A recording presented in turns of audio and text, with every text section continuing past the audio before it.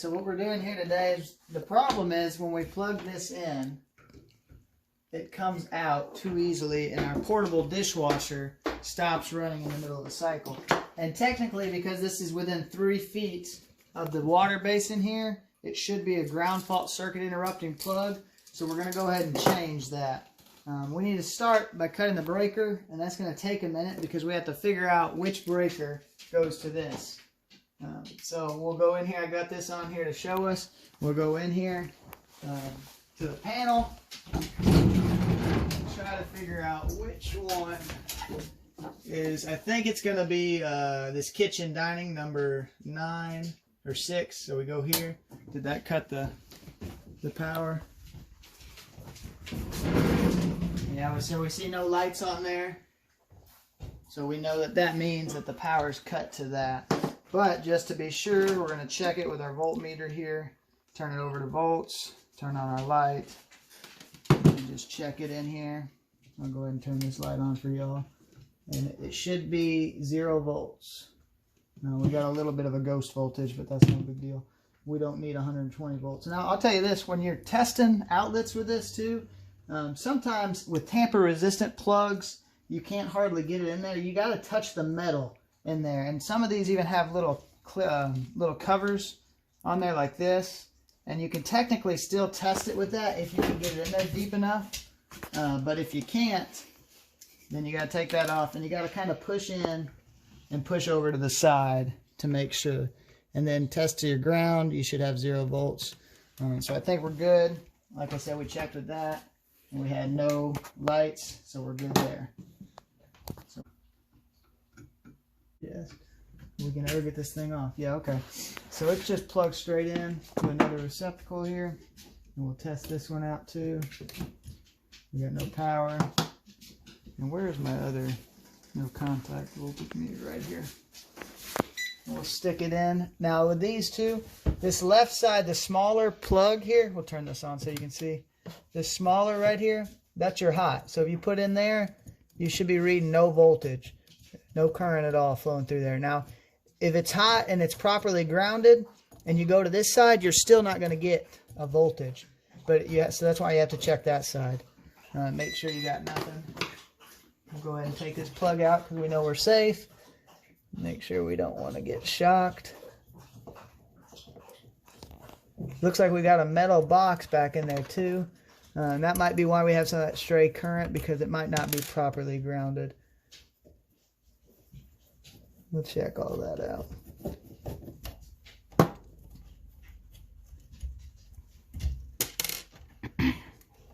Pull this out of here. That looks like we've got a ground.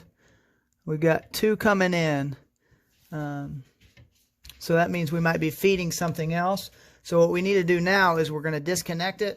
I'm going to turn the breaker back on. I'm going to try to figure out which one's the power coming in, because one of them could be a line and one of them could be a load, and that's very important to know for your ground fault circuit interrupting, because your line, that's your power coming in, and your load is any power going out. So if you hook this up the right way, potentially you could hook this up and it be ground fault circuit interrupted, and if you have more outlets down the line, one way or the other, those can also be ground fault circuit interrupted protected. So we're going to check that out. I'm going to disconnect these 2 hots, and then I'm going to turn the power back on and see which one is. I'm going to check it with my non-contact voltage detector here, see which one's carrying the current, and we'll go from there. And since we only have 2, we don't have to create a pigtail. That may not be best practice. I don't know. Y'all can comment and let me know if best practice would be to make a pigtail with this one. I know with the ground fault, you're supposed to put line and load. So we'll get this off of there. Now make sure, it's very important too that you make sure none of these are touching as you go turn your power back on, because you don't want anything to create an arc. All right, we'll go turn the power back on. Can these 2 touch right here? Yeah, those are both ground, so the only 2 really that matter at this point are the 2 black hots. Okay, so don't let those touch. Yeah, we don't want those to touch. These 2 are neutral, so they'll carry the current back to the breaker, the panel board. And actually, if this was a switch and not a receptacle, these would just be tied together anyway. But we're going to see which ones are our line and which ones are low. So I cut the breaker back on. And we'll see, that one's not carrying any. Let's see, that one is. So we know this one on the left Romex coming in is our line, and this is our load. So when we feed this, what we'll do is we'll put, you see where it says hot wire line, and technically I think 14 gauge is only supposed to go in here. And it looks like we probably got bigger than 14 gauge, so we might go just underneath this screw. And so we'll go hot line, and then the other white one that goes with our line would be the other one that comes out of the same Romex, this one right here. And see how none of these are carrying current. That's what you want. And so what it'll do is it'll connect all through here to carry it down to whichever, which I'm thinking it's probably that receptacle over there that is the next one that's carrying it. But I'm not 100%. So we're going to cut the power back off, and we're going to put this end on our line and this end on our load. And we will double check to ensure that we've got no power, and we are good. We're perfect. All right, so now we've got our trusty strippers here. And you can do one of two things.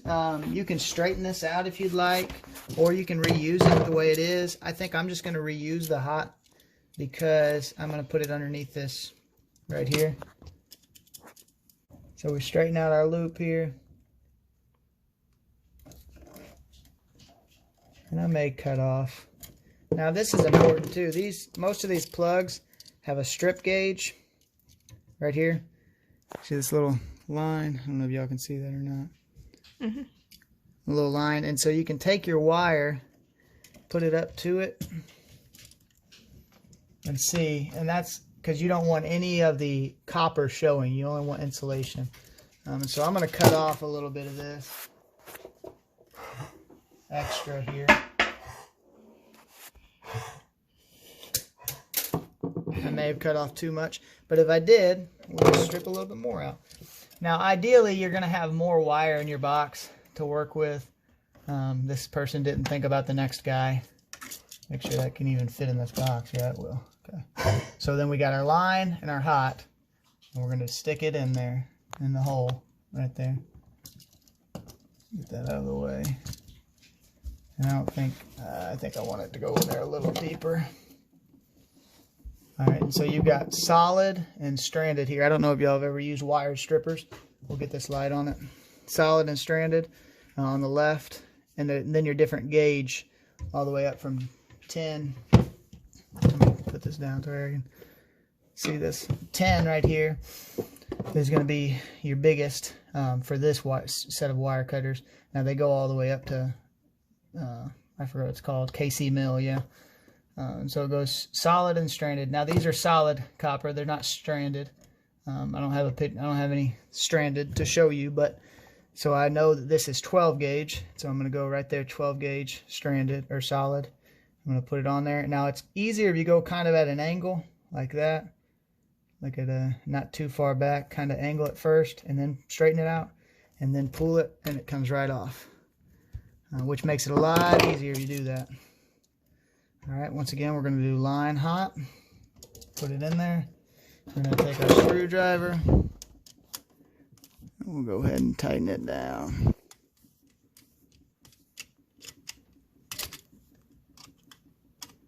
Now, they do have torque specs to where you're supposed to torque them to.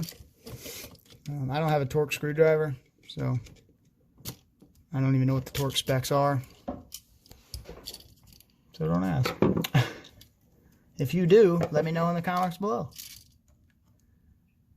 Alright, we'll straighten this one out. Actually, I may just cut that off. Well, I'll try to straighten it out. Very indecisive.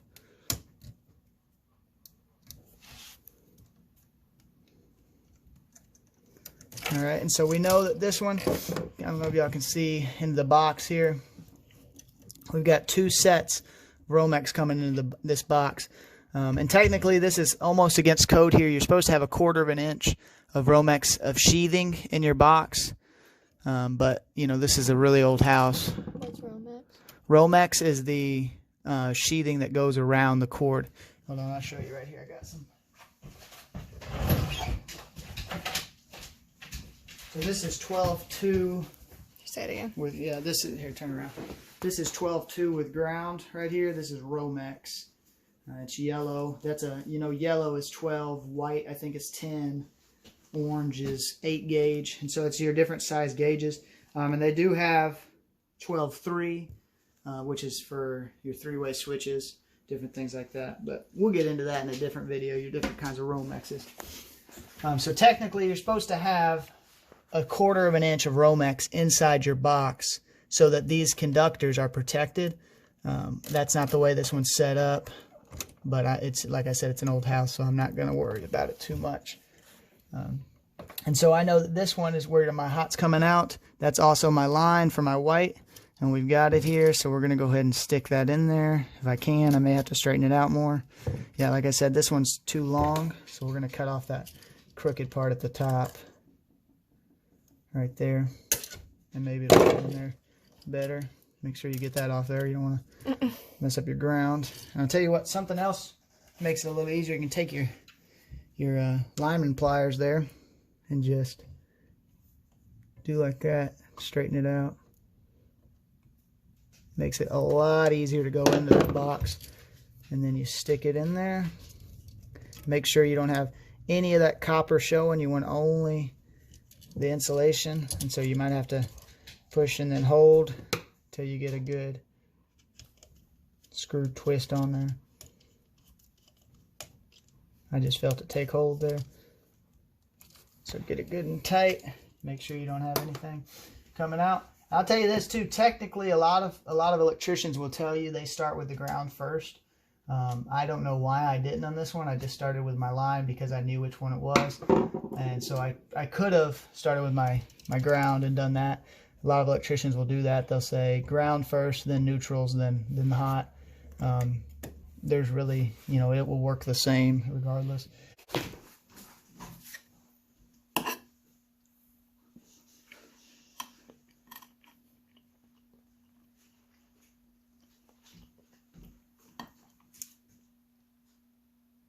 Yeah.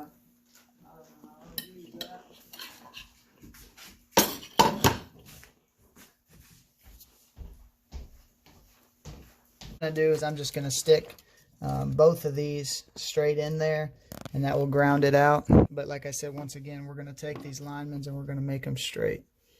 Some people call these Kleins, but Klein is actually a brand, and these are a Cobalt brand. I'm a big Cobalt fan. I'd love to get a sponsorship from Cobalt. That'd be great. Now, you notice this too. One is a little bit longer. We don't want one to go in and not the other, so we're going to go ahead and cut that off. Now, you could twist this together, put a pigtail, and then go into it, but I don't have anything to pigtail on hand, so we're going to make sure there's this little, I don't know if y'all can see the black right there, the black plastic. You make sure you get... That makes it too bright. Too like, bright. Don't let this light... Yeah, like that. Okay, say it again. So the black plastic right here, you got to make sure you get underneath the black plastic and into the under the screw there. I can do it with 2 of them, yeah. And make sure they're touching the yoke, which you can't even see on this one because it's covered with plastic. And we'll tighten that one down.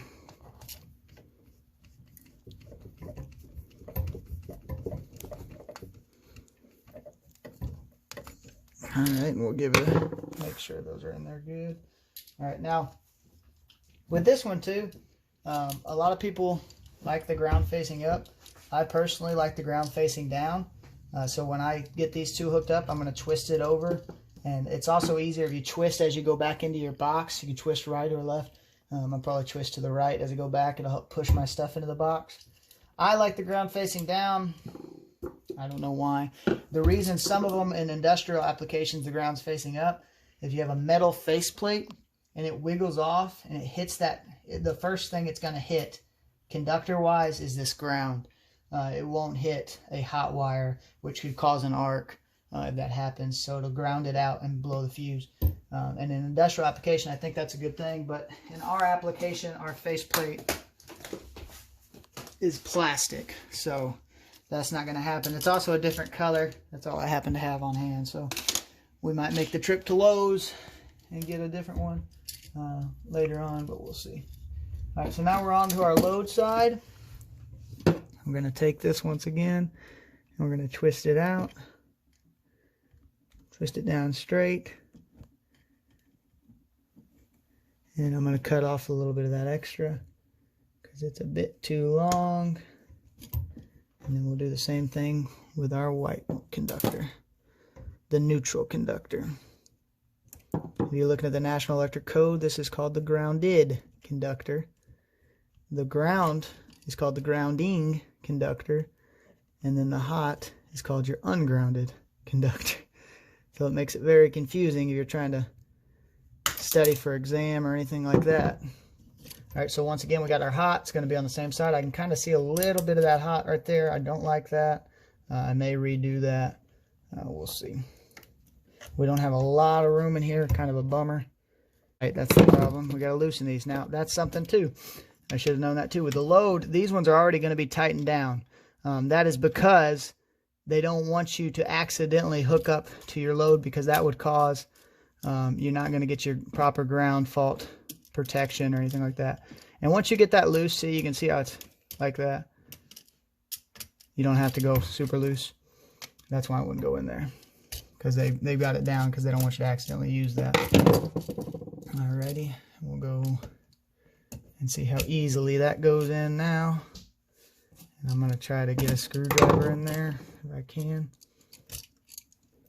Man, that's a tight little spot right here.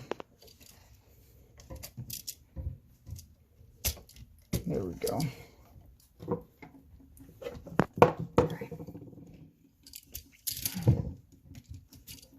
There we go. You can hold it in there.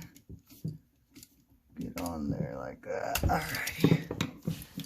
Alright, and get our white conductor, our grounded conductor. They're called the grounded conductor because it's bonded at the service board or the panel board.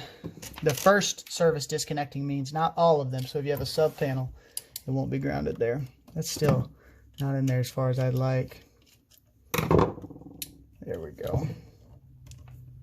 Loosened it up a little and that worked.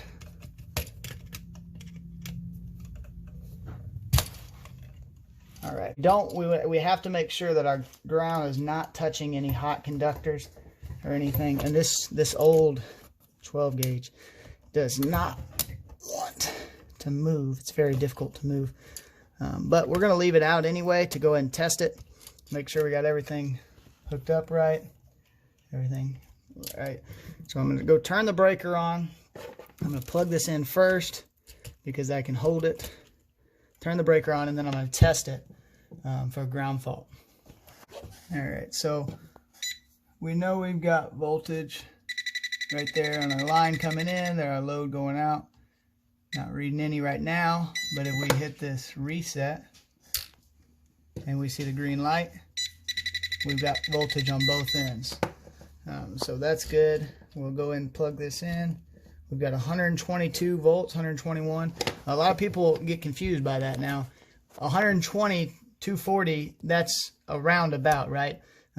You could have 122, 121, 123 and be okay.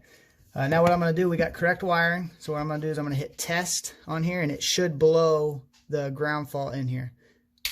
Okay, and it did. So now we've got nothing. We got nothing. So what we have to do is we have to reset it. But I'm not going to worry about that right now. I'm just going to go ahead and cut the fuse and put the panel and put everything back in there. All right, with these two, I recommend just tighten them a little at a time so that you can get it. And then you can still move it around if you need to. Just scoot it one way or the other. And then go all the way in. See, it just moved again. Make sure we're good and straight. All right, that's good in there. We'll put our cover on there.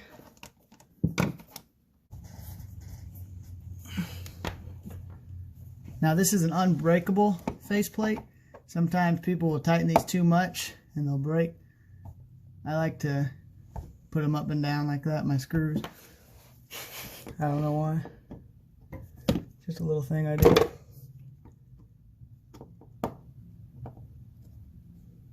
Oh, look at that. Can't even spin in this one. You might need a smaller screwdriver. It's like they painted in there. There we go. We got it now. So is it okay that it's sticking out like that? Yeah, with your ground fault one, it will stick out a little further like that, just because it's a thicker device. That's just the nature of it. And if this is a metal faceplate, you will ground this as well. You'll put this in with that ECG, equipment grounding conductor, inside there that we put on the ground of the yoke. And on this plug too. So when you ground it, this right here is your ground. And it connects to your yoke, which then connects with these rivets to your ground.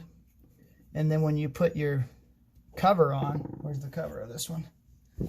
Oh, it didn't have a cover, did it? Well, when we put this on, see, it grounded it through that as well, but it also had these grounds. So it had 2 different points of grounding. It also just hold it in. So you got that. You've got a few different points of grounding there on that old plug. All right, we're going to turn the fuse back on. I keep saying fuse, I mean breaker. It's not a fuse.